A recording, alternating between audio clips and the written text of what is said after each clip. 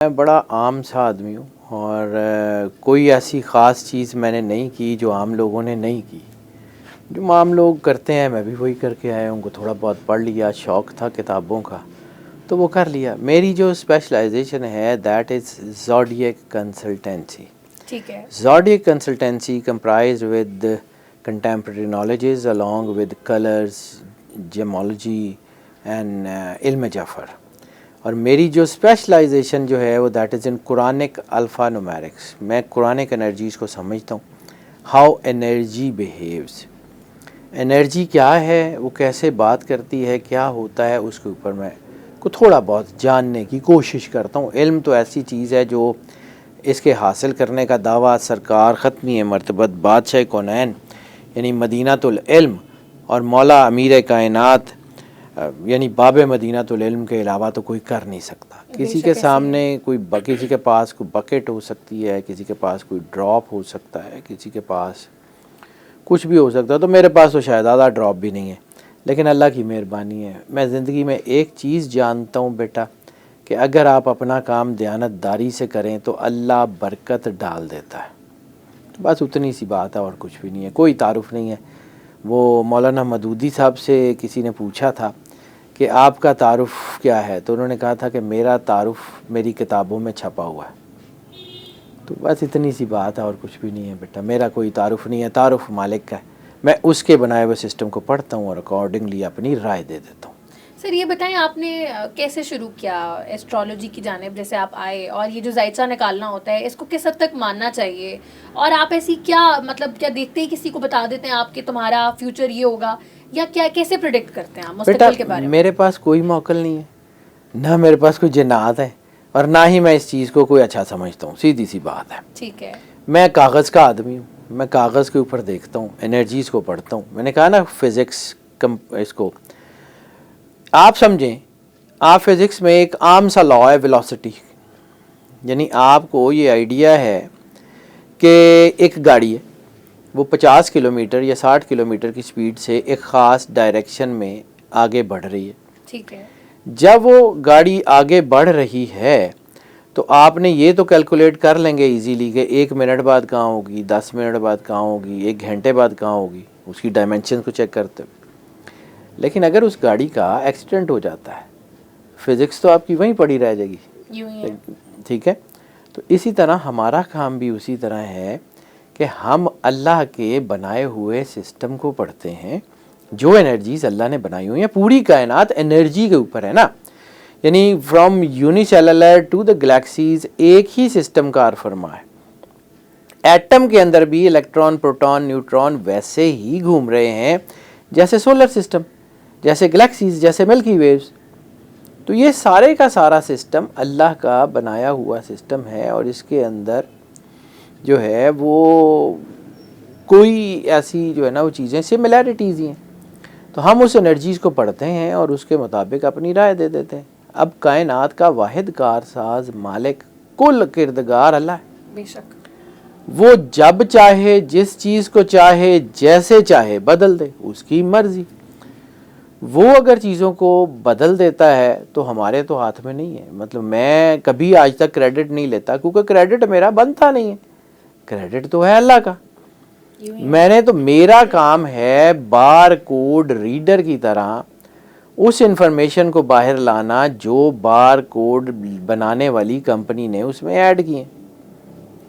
तो मैं इसके ऊपर बात करता हूँ। फिर जहाँ से मैंने बात शुरू की थी अल्फ़ा न्यूमेरिक्स, यानी मैं आपसे बात कर रहा हूँ, तो मेरे वोकल कोड्स जो हैं वो एनर्जी प्रोड्यूस कर रहे हैं ना, वो एनर्जी मुख्तलिफ लफ्ज़ों, लैंग्वेजेस के अंदर से होती हुई आपके कानों पे टकराती है, और उसका इम्पैक्ट आपके दिल के ऊपर यह होता है। यानी एक ही तरह की बात दो लोग अलग-अलग कर रहे होते हैं, बात एक ही कर रहे होते हैं। एक का आपको लगता है कि यार बहुत अच्छी बात कर रहा है, आप वो बात आपके दिल में उतरती है, और एक बंदा है जिसको आप कहते हैं कि यार गल्ला की कर रहे हैं। तो बेसिकली लफ्ज़ तो वही है, सिर्फ उसकी एनर्जी। और जिस एनर्जी की मैं बात कर रहा हूँ उसको समझिए, वो हमारे इर्द गिर्द बहैसियत मुसलमान हमें उसके ऊपर बहुत ज़्यादा बिलीव भी है।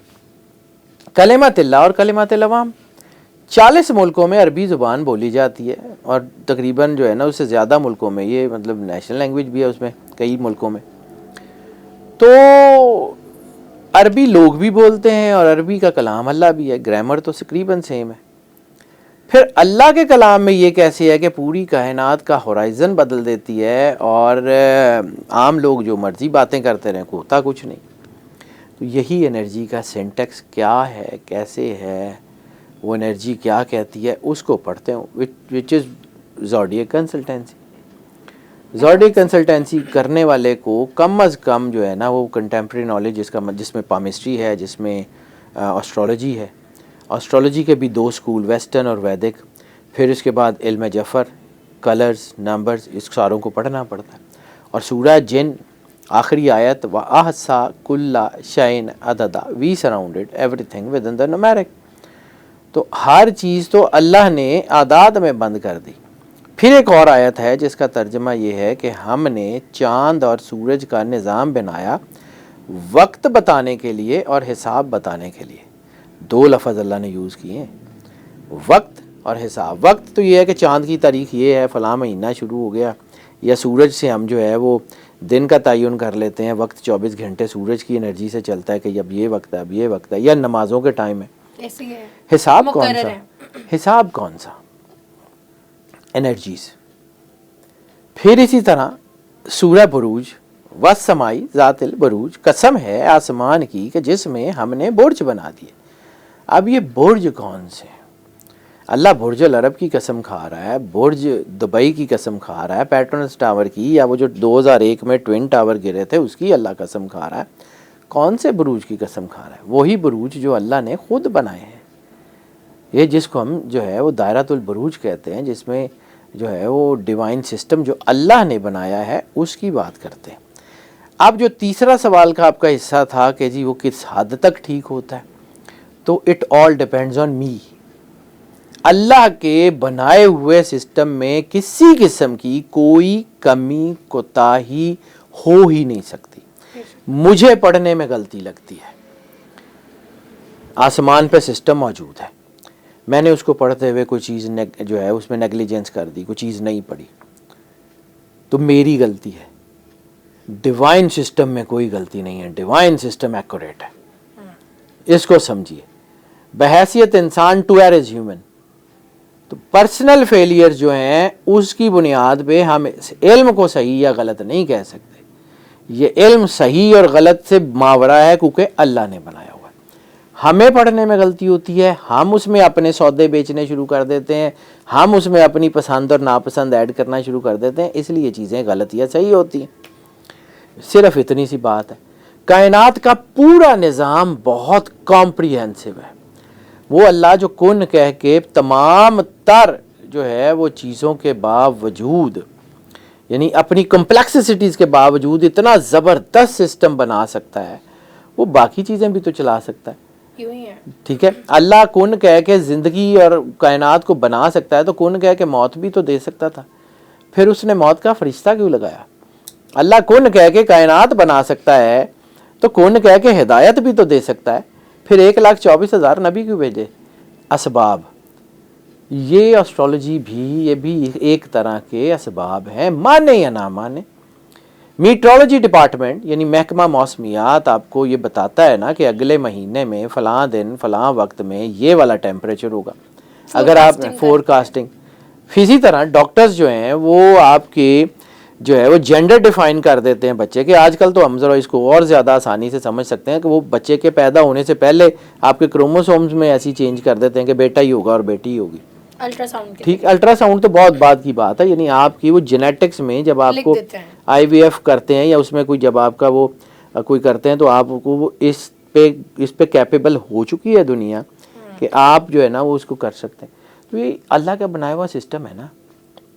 बात ये है कि हम जब चमगादड़ से सूरज के ऊपर ऐसे लिखवाते हैं ना, तो वो बेचारा क्या लिखेगा? चमगादड़ को क्या पता कि सूरज होता क्या है? तो उस बंदे ने बताना है ना जिसकी फील्ड है, जिसने कुछ ज़िंदगी को 20-25 साल, यानी मैं किसी को कहूँ ले मैन को कि यार ये जो क्वांटम एनर्जीज़ हैं इसके ऊपर ज़रा ऐसे लिख दो, तो उसको पता ही नहीं क्वांटम एनर्जी होती क्या है, नहीं लिख पाएगा। वो कैसे लिखेगा? इसलिए हम उस बंदे से उस फील्ड की राय लेते हैं जिसकी फील्ड होती ही नहीं है। फिर हम कहते हैं कि यार पता नहीं ठीक है कि नहीं है। इसलिए ये अल्लाह का बनाया हुआ सिस्टम है, बेशक। इसको समझिए। God has his own plans, God has his own willing, God has his own phenomena. Allah को किसी से पूछने की ज़रूरत नहीं है, वो कारसाज है, वो किरदगार है, उसने लगाए हुए हैं वसीले। मैं बात थोड़ी लंबी कर रहा हूँ लेकिन समझाने के लिए। कंप्यूटर से तो आप सब आशना है ना, कंप्यूटर तो हर घर में हर जगह पे मौजूद है ना। मौजूद है। कंप्यूटर में 3 हिस्से हैं, एक सीपीयू सेंट्रल प्रोसेसिंग यूनिट, एक कीपैड माउस यूनिट, एक स्क्रीन यूनिट। स्क्रीन 10 इंच की हो या जो है ना वो 80 इंच की हो स्क्रीन होती है। ऐसे ही है। कीपैड माउस यूनिट वो जो है वो वायर के साथ हो या ब्लूटूथ के साथ हो, होते वो कीपैड माउस यूनिट है। इसी तरह सीपीयू कोई भी कैपेसिटी किसी भी तरह की जो है ना रैम रोम जीपीयू सीपीयू हो, वो सारे वही होते हैं। आप इसको समझिए, इंसान एक सुपर कंप्यूटर है। सबसे पहले आपको ये समझना पड़ेगा इंसान है क्या।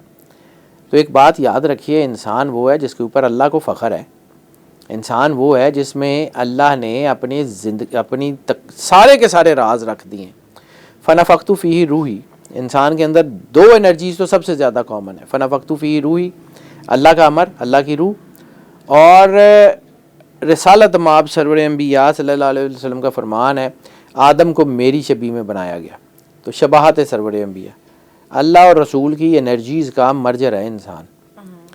और फिर अल्लाह ने जब इंसान को ज़मीन पे भेजा है तो क्या दे के भेजा है?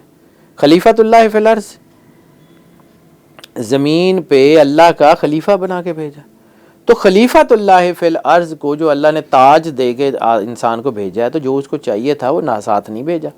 एक आम सी कंपनी अपने किसी एम्प्लॉय को किसी जगह भेजती है तो उसका रहना खाना उसकी चीज़ें डिफ़ाइन करती है। क्या अल्लाह के बारे में आपका क्या ख्याल है कि अल्लाह ने इंसान को दे के नहीं भेजा होगा? अब जब अल्लाह ने ये सारा कुछ किया हुआ है तो आप उसको पढ़ें या ना पढ़ें, it all depends on you.